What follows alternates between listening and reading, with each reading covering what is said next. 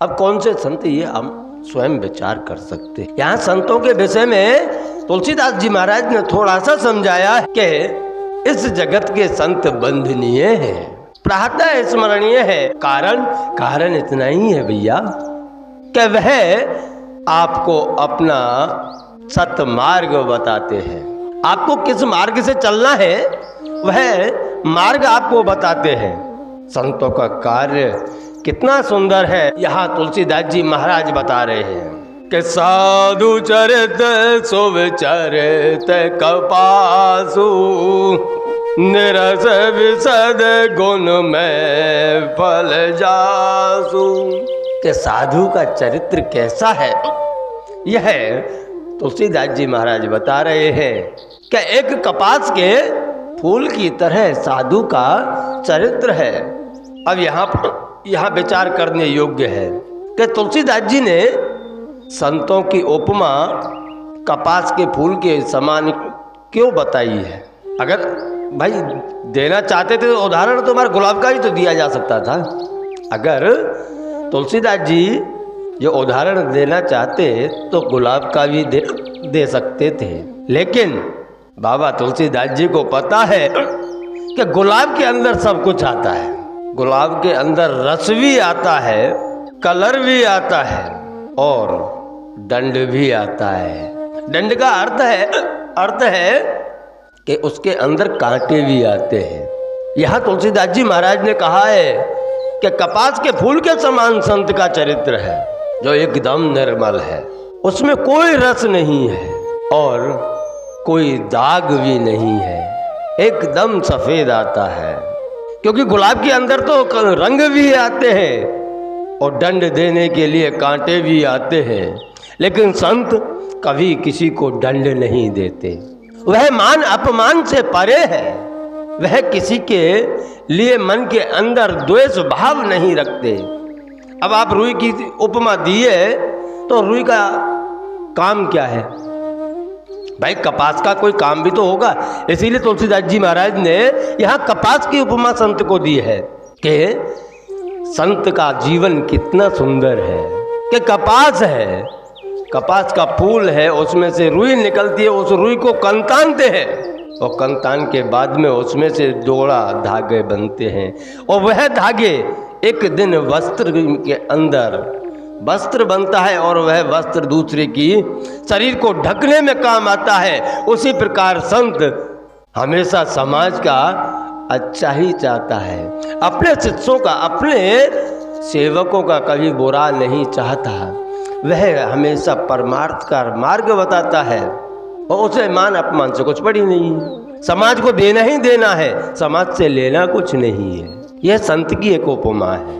जो जस दुख परिच्छेद्र दोरावा, संत हमेशा दूसरों के कष्टों को छुपाते हैं, दूसरों को अच्छा मार्ग बताते हैं, अपना दुख कभी समाज को सामने नहीं बता सकते। संतों का काम है बंदनीय जही जग जस पावा। ऐसे ही संत बंदनीय है जो समाज के लिए हमेशा उपयोगी बनते रहे। लेकिन बहुत सी बार तो क्या होता है कि गुरु लोग वो कहते हैं ना कि गुरु गुरु गुड़ रह गया, चेला शक्कर बन गया। क्योंकि अहंकार भी कोई चीज है। अहंकार समाज के अंदर इतना आ जाता है कि आप, मुझे इसके ऊपर एक बात याद आती है कि रावण बहुत विद्वान था, इतना बड़ा विद्वान था कि आज भी उसके लिखे हुए तांडव को ब्राह्मण लोग हमेशा शिव जी के लिए पढ़ करके सुनाते हैं। लेकिन उसके अंदर भी थोड़ी कमियां थी। गुरु गुरु चेला चीनी बन गए, वह वाली बात है कि रावण, एक किसी ने कहा महादेव जी से, क्योंकि रावण महादेव जी का चेला था, और महादेव जी से किसी ने कहा कि प्रभु आप जब देखो तब हर किसी को समझाते रहते हो, जहाँ देखें वहाँ हर किसी को उपदेश देते हो, हर किसी को समझाते हो, तो आप अपने चेला रावण को क्यों नहीं समझाते? रावण को समझाना चाहिए आपको। महादेव जी कहते जो समझे उसी को समझाना चाहिए, हर किसी को नहीं समझा सकते। क्योंकि महादेव जी देखो पहले सती को समझाया, उसके बाद में पार्वती जी को भी समझाया, समझाने का तो उनका काम है। लेकिन यहाँ रावण को नहीं समझा सकते, क्योंकि कुछ चेला होते ही ऐसे हैं जो स्वयं समझना नहीं चाहते, अहंकार में आकर के गुरु का अपमान तक कर देते हैं। लेकिन गुरु वही है जो कभी अपने चेला का, अपने शिष्य का बुरा ना माने। भाई उसे तो उसका हमारा अपमान करना है तो भले करे, लेकिन वह कभी अपने शिष्य का अनहित नहीं चाहता। एक बार रावण अहंकार में आकर के कैलाश पर्वत पर गया, महादेव जी को प्रणाम किया और कहा कि गुरुवर आप विचार कीजिए, आपके तो खाली 5 सिर हैं, आपके 5 सिर हैं और मेरे तो 10 हैं, डबल है मेरे तो आपसे डबल है।